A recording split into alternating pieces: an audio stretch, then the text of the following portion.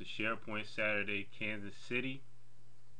The topic for this webcast is SharePoint Roles and Responsibilities, presented by me, Eleazer. Let's go into a brief intro. Meet the speaker. Eleazer, U.S. Navy veteran. Primary experience includes telecommunications support, cloud implementation both in commercial and federal IT sectors, and communication security. Nowadays, I primarily support the federal IT sector in the DC metro market in a cloud service implementation leveraging SharePoint and Project Server 2007 integration with a host of custom applications primarily in support of the Department of Justice. I'm the co-founder of the Baltimore SharePoint Users Group. The slide has the URL. You can go and review the information about the Baltimore SharePoint Users Group. We meet every third Thursday of the month. And my personal blog is Collaborapedia, where I document the science of collaboration. I write about SharePoint and other content management systems. SharePoint Saturday Kansas City Twitter hashtag is #SPSKC, and the significance of this is if you're not in attendance at SharePoint Saturday Kansas City, or you're at the event and you're at one session and you want to experience the whole event, you can go to search.twitter.com and enter in the actual hashtag and receive the real-time updates for all members of Twitter who have posted updates and use that hashtag. So that's a way for those of you who have not signed up to Twitter to actually experience the whole event. My profile is Mr. Shadid. It's twitter.com/Mr. Shadid. The approved tweet for this session is below. Viewing Mr. Shadid webcast on SharePoint Roles and Responsibilities. Make sure you add the hashtag at the end so that other attendees can view what's going on SharePoint Saturday Kansas City. Baltimore SharePoint Users Group is also on Twitter. They'll follow Balt SharePoint, and this slide, this presentation, will also be posted at my SlideShare account, which is slideshare.net/Mr. Shadid. Let's go into the objectives for this topic, SharePoint Roles and Responsibilities. The first objective is to review the evolution of SharePoint roles and responsibilities. So what I will do with this session is walk through the release of SharePoint Portal Server 2003, MOS 2007, and now SharePoint 2010, and view its impact on administrators, developers, and put those changes into perspectives. Second objective is deliver strategies for managing the gray areas. And the whole definition of managing the gray areas is basically to identify the knowledge gaps that exist between key technical roles, propose strategies to fill the gaps, and suggest areas of focus that each key skill set can leverage to increase proficiency, and identify challenges that impact SharePoint 2010 and beyond. And in that particular area, I'm going to discuss social media and the open government initiative that is impacting our federal government, and I will share how that will filter down into other areas that SharePoint currently has a strong adoption rate within. If you have any questions in regards to this session, you can always post your questions on Twitter, and I also have provided my personal email at the end of the slide. Let's go into basic definitions for SharePoint roles and responsibilities. First of all, SharePoint roles are simply job titles that professionals assume. SharePoint responsibilities are the tasks and actions that are performed under that role, and power user is a member of an organization that functions in a role of liaison or representative for a group of end users as defined by a written governance plan. They are also known as site coordinators or site contributors. Let's go into the evolution of SharePoint roles. Now, the way that this table breaks down is, of course, we have the 3 releases of SharePoint. I left out SharePoint 2001. In this case, SharePoint Portal Server 2003, MOS 2007, and SharePoint 2010. Now, the first column is more or less defined as what the impact on roles are. The second column defines the impact upon development or developers, and the third column is the impact upon administrators, and the fourth column is my one-word commentary to define that particular phase in time. So we'll go into SharePoint Portal Server 2003. In my opinion, the roles and responsibilities were pretty much segregated. Developers did not necessarily have tasks and responsibilities that crossed over into the world of administrators. There was very little overlap. Administrators didn't fully integrate the way that they are now in the 2010 release or in MOS 2007 for that matter. Going into MOS 2007, roles began to blur while SharePoint focused specialists emerged.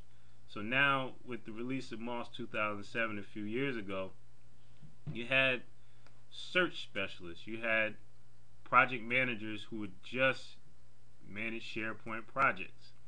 Specialists began to emerge within the SharePoint space. SharePoint 2010, power users are now emerging as a key contributor to the SharePoint equation and given wonderful tools to create no-code solutions that administrators, developers, project managers, and designers will have to define how much leeway they're given as far as overall governance within an organization. Now, as far as developers, the feedback that I've observed on projects that I was a part of is that there were many pain points to SharePoint development. The release of MOS 2007 gave birth to the SharePoint User Interface Designer. So this means your branding, master pages, CSS page layouts were taken to new heights, and organizations were now looking to move forward with branding sites with their own look and feel, whereas SharePoint Portal Server 2003, that wasn't as obvious. Many companies were comfortable with the standard out-of-the-box branding for Portal Server. And SharePoint 2010, developers gained greater flexibility. There's a lot of positive feedback from the developer community in terms of the evolution of development on the 2010 platform. SharePoint Portal Server 2003, for administrators, it was pretty mundane. I would say the administrator role was quote-unquote limited. Still a great role, but installation, configuration, and backup is definitely not the challenges that exist today for our administrators. And administrators, with the release of MOS 2007, were integrated into common development processes. So now your administrators can establish data connections. Administrators can maintain authentication zones, solution deployments, just different things that were not necessarily tasked to administrators with the release of SharePoint Portal Server. And SharePoint 2010 is now the greatest challenge for administrators at this time. Now administrators have to manage sandbox solutions, workflow design in Visio, BCS, business connectivity services. There's a whole host of challenges and methodologies that exist for our administrators today. PowerShell. There's so many different aspects. And my one word commentary on each time period is with SharePoint Portal Server 2003, organizations were going through a discovery period and trying to figure out exactly how SharePoint would be adopted within the organization and how things would actually come into place, designing their processes and making the people work within those processes in order to put forth solutions and make the whole implementation work smoothly. With MOS 2007, many organizations had 2003 sites in place and would like to migrate or start anew and bring forth new branding. So I would consider migration to be a big area with MOS 2007. And now with SharePoint 2010, you have integration. And with 2010, I envision that social media will have a great deal of requests from key stakeholders and business owners, decision makers, in terms of integrating social media solutions into the SharePoint 2010 mix. Managing the gray areas. I define the gray areas as the information gaps that exist between defined skill sets. So we're going to go into some strategies that I've come across and devised to manage the gray areas that exist within a common SharePoint team, a SharePoint practice, or a business unit that specializes in SharePoint. First, we'll go into Q&A, which is questions and actions. And these questions are designed to make you, to provoke thinking about your organization and how you use SharePoint within your particular practice. So if you want to answer them directly to me via email and initiate a conversation or ask my feedback, I'm welcome to do that. Or just post a question on Twitter with your answer and we can discuss there as well. So first question is, what gray areas exist within your SharePoint team? Every SharePoint team is different. Every SharePoint team has its unique strengths and weaknesses. There's no cookie cutter template to design a perfect SharePoint team. So what information gaps exist within your SharePoint team that need to be filled? What team building strategies does your management implement to clear or fill the gray gaps or information gaps? Are there any methods that your management has come up with in order to identify those areas? Is that a discussion that you have in your weekly or monthly meetings? Is this an area of concern for management? Third question, is there a common proficiency level amongst SharePoint professionals within your organization? Now, this is one of the strategies that I actually suggest in a couple slides coming up to improve knowledge sharing within your organization and make sure that the organization itself has a standardized approach to measuring SharePoint skill sets and talents as they apply to the professionals within the organization. What 5 skill sets should every SharePoint professional possess? Now, if you were to build a SharePoint professional, or if you take 3 SharePoint professionals and you want them all to be able to manage the foundation, I would say, of your commonly received incoming request or support request requirements, what 5 skill sets should every SharePoint professional within your organization possess in order to handle that base request load that comes in? And the final question, who is the quote-unquote top SharePoint professional within your business unit and what skills can be taught by that top SharePoint professional to improve overall team strength? Pretty straightforward question. If you could templatize your top, or reproduce the efforts and the skills that makes your SharePoint professional the top or the best or the most effective, gets deliverables done the quickest, what would those be, and how would you reproduce those within the organization?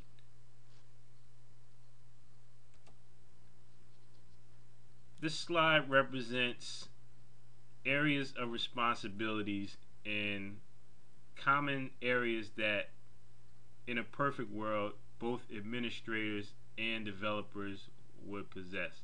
So you have on the far left and far right hand side of the ovals the far left skill sets that an administrator would possess, which would be maybe installation, configuration, deployment, permissions, and the far right may be custom coding and many different areas, web services that a developer would possess. And right there in the middle are key areas that, if the gray areas are managed and the common skill sets are defined, these are areas that will come up in any project, and those are deployments. And deployments can be defined as either requirement, or it can be content deployment, which is a feature of MOS 2007. Integration, which can be basically incoming connections or platforms that integrate with your SharePoint environment. You have end user support, and you have documentation. Now, end user support can differ depending on the size of your organization. In some organizations there's a separate help desk, that would be larger organizations. And you have documentation. You want your administrators and your developers, especially senior administrators and developers, to document their processes so that when either a recurring requirement is raised or a new project that leverages existing implementations in your environment, you don't have to reinvent the wheel. A common skill set matrix. The common skill set matrix is a document that defines skill sets that all members of the SharePoint team maintain. Basically, the lowest common denominator of skills across the board. This document does not have to be a Word document. It can be a spreadsheet. It can be a slide deck that walks through what skills a SharePoint team member should maintain. Now, the benefits of having a common skill set matrix is not necessarily just in one area of definition. The benefits of defining this is that it improves the flexibility within your SharePoint team, where in the holiday season, if someone has to take leave, you know that you have clear skill sets defined that any member of the team can take over and get tasks completed. It helps your internal staffing professionals with staffing and interviewing, phone screens. They know exactly what to look for, and they don't have to worry about the blur that exists with staffing. Staffing is one of the key areas of improvement within the SharePoint community. Staffing professionals are not technical, and in some cases, depending on the proficiency of the staffing professional, they can fall victim to technobabble, or the candidate may speak in terms that would get them through the phone screen, and once they get on a project, they may not have the skill sets to meet those requirements that are listed or defined. So having a common skill set matrix, it builds the familiarity with a certain prototype SharePoint professional, and it really helps non-technical staffing professionals with their job of staffing the team with the most qualified professional. enhances communication between roles on SharePoint teams. It gives a common language so that if you have a junior administrator and a senior developer, there's a common bridge or protocol of communication that they can have and maintain in order to basically communicate about deliverables and the status of those. Managing deliverables becomes easier for the project management office or your single project manager because they can map individuals to particular tasks and ensure that deliverables are met. They can ensure that the proper person is on the job because everybody has that skill set, and it helps establish a clear guideline for your governance plan, which of course is very important. Now, these are the common areas that I've defined, and there are just a few. Of course, you can go on and add your own. But within an organization, in my opinion, every SharePoint professional should maintain the ability to install and configure SharePoint, maintain their own virtual environment for testing purposes. I think that's very important to be able to test and deploy solutions as they're released to keep skill sets current. Have working knowledge of the development and application management tools that the organization supports, i.e. Visual Studio, SharePoint Designer, Content Deployment Wizard. You can use Skinner. There's a bunch of different applications, but the key is, in order to better support your organization and cut down time on support requests, it's best that each member of the team has a working knowledge of what is being used to support the environment, support the development, support the deployment.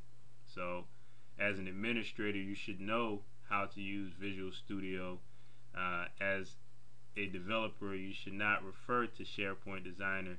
You can refer to it as SharePoint Destroyer, but you should also know how it's used. If an end user is using it in a particular fashion, you should be familiar with it in order to troubleshoot and get the job done.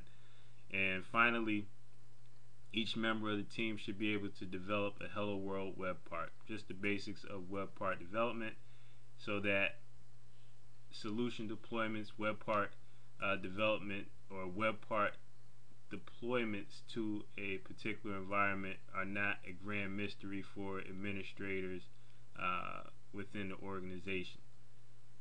And my question to you is, what other common skill sets can be grouped within this matrix? If you are within a predominantly developer shop, if you're the only SharePoint professional in your environment and the environment is slated to expand within the next 3 to 6 months, what suggestions would you give your management in order to staff people? If you're the senior professional within that organization, you will be the person, in most cases, giving the technical phone screen and in-person interview. So it's important that you know what's going on. Now, in terms of managing the gray area, what I've done is provided a basic roadmap that every SharePoint administrator should do. So we just covered what every member of the team, regardless of described or prescribed skill set or role within the organization. Now we're going to cover what every specific role should have and include areas of focus to go a little bit more in depth. So every SharePoint administrator should maintain a basic understanding of the .NET framework. This is very important. It's important to understand more or less the skeleton that makes up your SharePoint environment. If you're supporting SharePoint, you should know the behind the scenes. It also helps with knowledge sharing and understanding what your development team is doing. In a traditional IT environment, there's no way that a developer will approach a network administrator who is considered the master of that domain and just say, well, I'm going to deploy this to the environment, and there's no handoff or no discussion. and SharePoint administrators should maintain that same understanding. And the next point is to shift from network administrator, which means from the platform up, and focus more on becoming an application administrator and manage all the incoming and outgoing connections to the environment.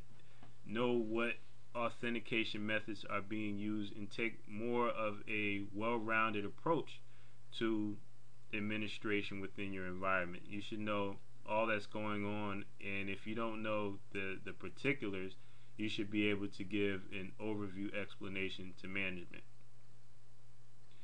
You should have a solid comprehension of what solutions are deployed within your environment. That can be done via a version description document. There's many methods to do that. It can be a meeting or a discussion with your development team. Make sure that you're CC'd on emails when solutions are being deployed.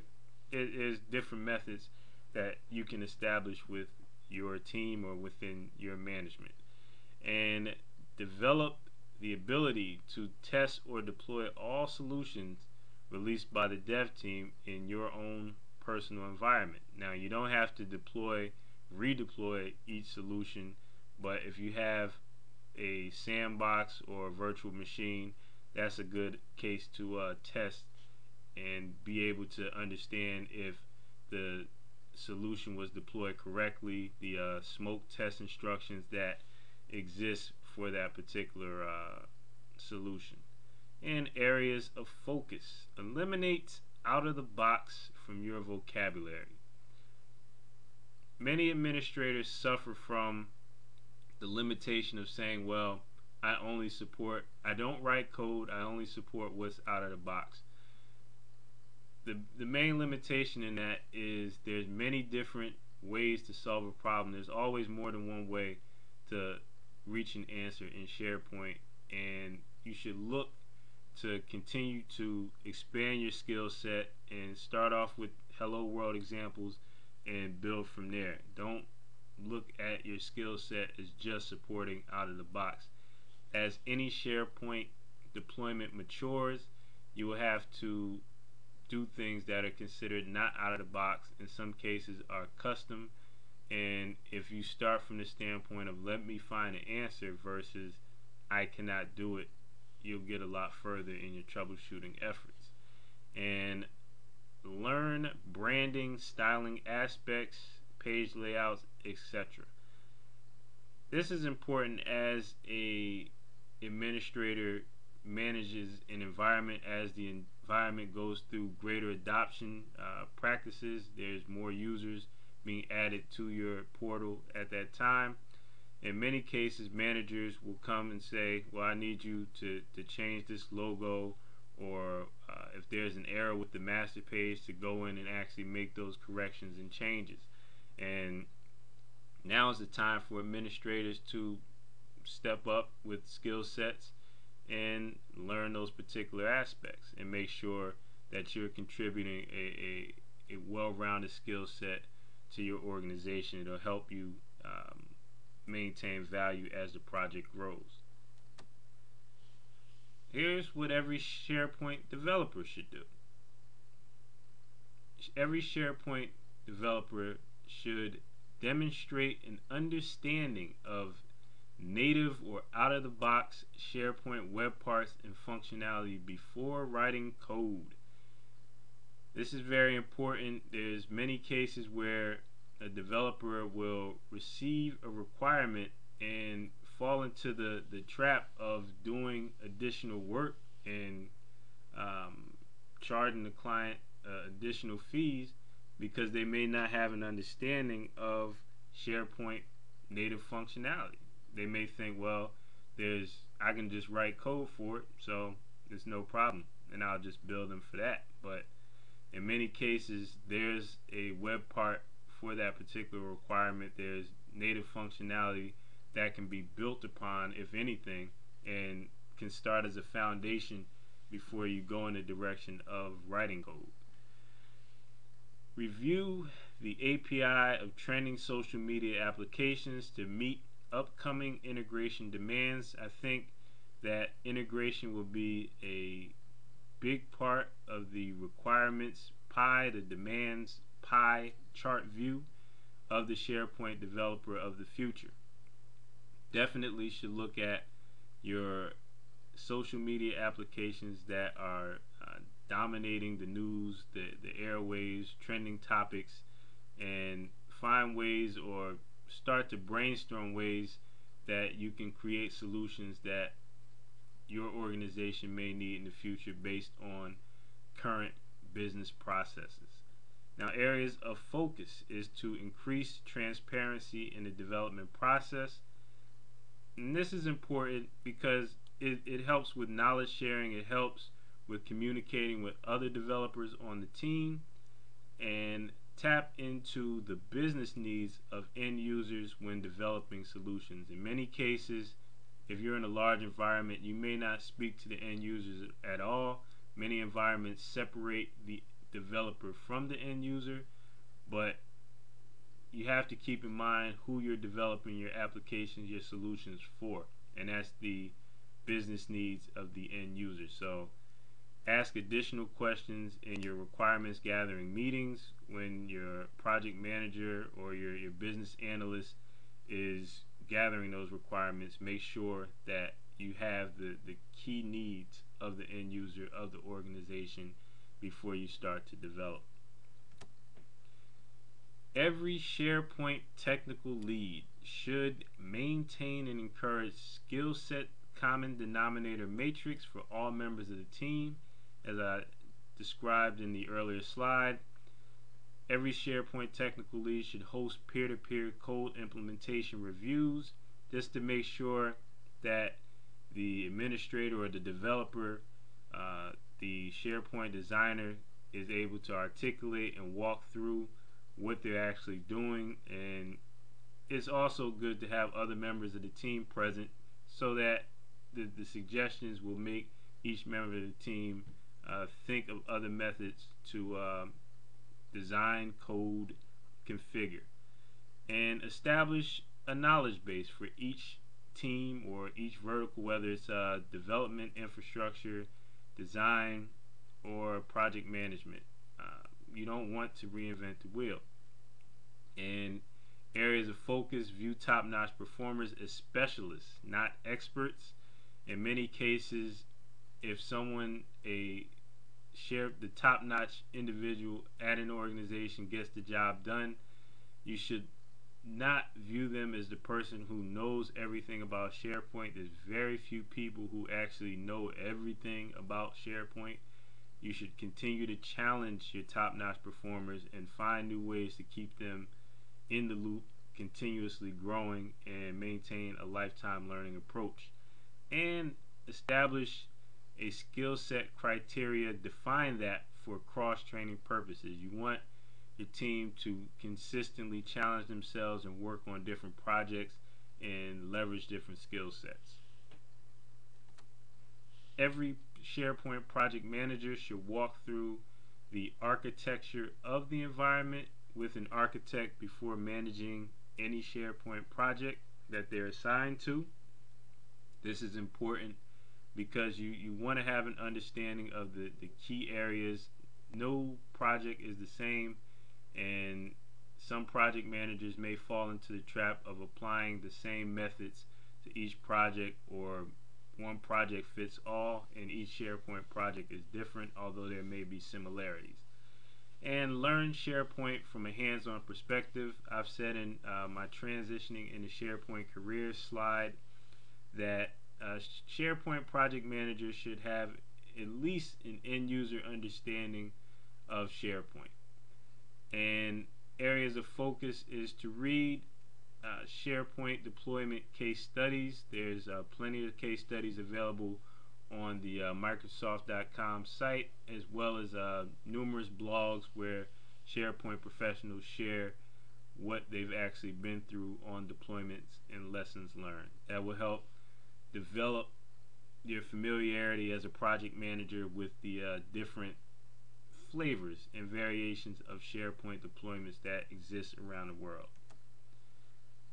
Now, we're going into tomorrow's challenges, and these are areas that exist that SharePoint will play a major role in, especially in the federal government and the Open Government Initiative. The overview is basically on January 21st, President Obama signed the Transparency and Open Government Initiative. Now, the federal government is now adopting new policies for social media. This is inbound and outbound social media. Now, each CTO is responsible for implementing an individual strategy with no previous experience on implementing social media in a large-scale implementation. And SharePoint is defined within certain documents that are listed at the end for required reading. SharePoint is listed as one of the primary ways or methods that organizations and agencies will communicate internally. So how does SharePoint play a role in open government? Well, open government is basically the standardization or authorization of social media within the federal government space. Now we have Twitter, we have YouTube, we have Facebook, and we have TwitVid. These are all approved applications. If you go to sites such as the DOJ homepage, Department of Justice, you'll see that there's social networking profiles that are set up. Now this raises an incredible security risk, and this risk has been identified in various documents that exist right now that are published, and some of which I've also listed in the required reading section. So SharePoint as a platform, if it's the internal host or the internal platform for the Open Government Initiative, then we as professionals will have to develop strategies in order to maintain both files, embedded files, integration within social networking, talking to or being hosted on SharePoint sites, workspaces within the government initiative. But the main point is that open government is not just limited to federal government, whether it's NSA, whether it's DOJ, whether it's State Department, because the Open Government Initiative will filter down into other areas. What I've noticed in supporting the federal government in related spaces is that many of the patterns filter from different organizations and agencies to other, it crosses over into other sections. Tomorrow's challenge is that the trickle down adoption that the Open Government Initiative will bring forth. Now, social media policies are adopted by the federal government. That will trickle down into local and state government and law enforcement branches, and that will trickle down into your institutions, which are your medical and educational, which include your universities, your various school systems around the U.S. So they will trickle down because many of the policies that exist and the documentation that exists state that outbound social media policies will be used. An example, if there's an emergency, that the government can contact law enforcement branches to via Twitter, for example, to get the word out, and the government can contact educational institutions. They can contact, in the event of a terrorist attack, they can use social media to contact medical institutions to set up contingency plans and fallback methods. So you can see that the trickle-down approach will start to filter across various sectors. So we as SharePoint professionals have to provide guidance and potentially there may be different roles that come about. Social media, quote unquote, experts may start to support the demands of local and state government, law enforcement branches. There's also heavy involvement by social media gurus in the educational space, and it will grow into medical.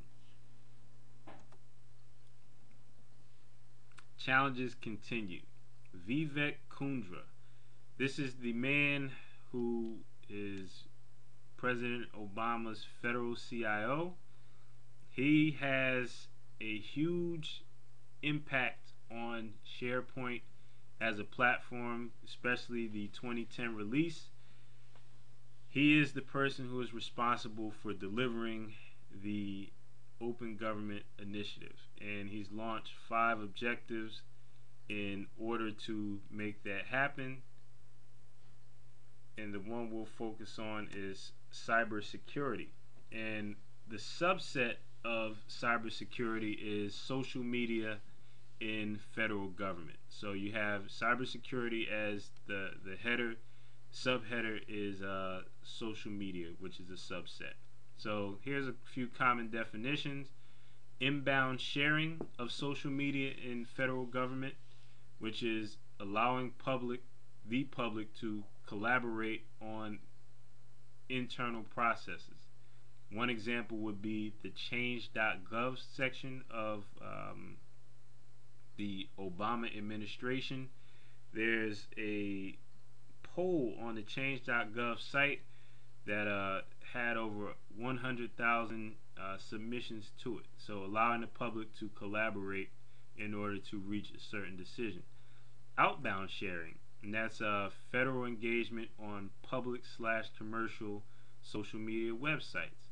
And that could be, for example, if a representative from the State Department wants to contact the media. There's actually a case study available on this.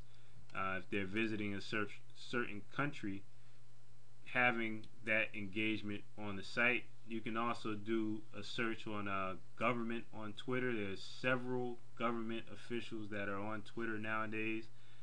Inward sharing, which is the sharing of internal organizational documents through internal collaboration.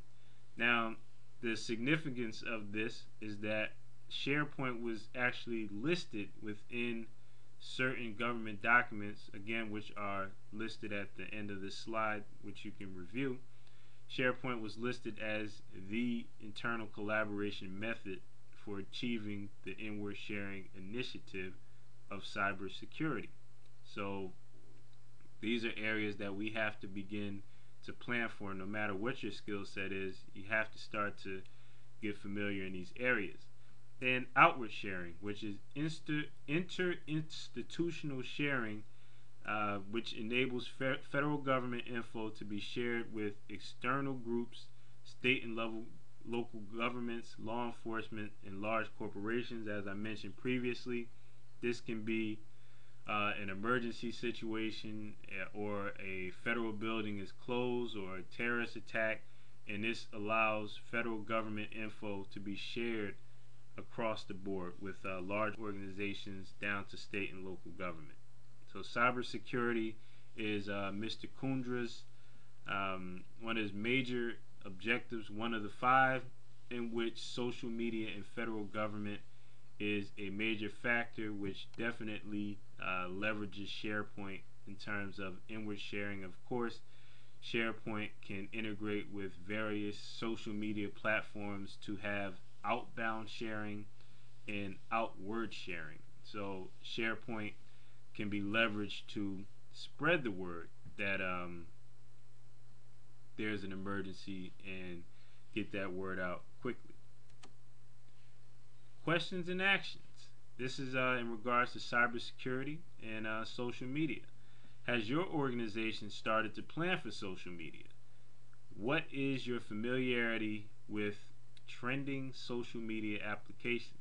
Nowadays, as a SharePoint professional, there's really the way we're going and the pace we're moving forward with the actual U.S. government implementing social media, we as professionals can no longer say, well, I don't have a working knowledge of this application, or I'm not familiar with Facebook. You don't have to be uh, posting 15 tweets or outgoing messages on Twitter every hour to have a solid overview and understand how it can benefit your organization and proof of concepts that your management may actually want to adopt. Now, the question is, what policies would you suggest if social media integration happened today? What would you do? What proof of concepts would you build? What policies would you actually suggest to your boss? Because if you're a SharePoint professional, you may be considered the quote unquote expert for your organization. So it's important that you understand the policies. And finally, if social media was integrated in your environment, how would you educate your end users on policies concerning social media? What would you instruct them to do, what not to do, what to upload, what not to upload? One of the biggest concerns identified in a lot of the documentation that exists is the simple fact that as a registered user, many government employees may register with a .gov or a .mil email address, and that enables a collection of or an internet footprint to exist. And once you have enough information, especially from social networks such as LinkedIn and Facebook, which take a lot of your personal information and make it public, that creates data mining for enemies of the United States to leverage and launch various social engineering attacks, which is one of the rising terrorist concerns that exist within the government today. So how would you educate your end users? What documentation would you put together? What areas would you leverage? What social media experts would you actually ping to find those answers? We as SharePoint professionals have to look at SharePoint as the platform in which these applications are going to be hosted in the future. In review, roles will continue to evolve. Defining and documenting roles is the best safeguard to maintain a lifetime learning approach. Use a common skill set matrix to strengthen the foundation of your team's knowledge. You have to understand that gray areas will exist. Cross-training and knowledge sharing will fill those gaps. Open government's embrace of social media will impact the SharePoint community. Prepare your organization now. And finally, this presentation, SharePoint Roles and Responsibilities, will be available at www.slideshare.net/Mr. Shadid. Now we have recommended reading. We have the guidelines for secure use of social media by federal departments and agencies. And this is a pretty solid document. The United States Air Force New Media Guide. This document will be leveraged by many. Is referenced heavily in the document I just mentioned, the guideline for secure use, and it's basically the Air Force's case study. And where we are at this point, many organizations will begin to leverage or use existing documentations in order to deploy in their environment. You as a SharePoint professional would benefit by creating your own documentation and presenting it to your key stakeholders so that they know. And I provided the links to both.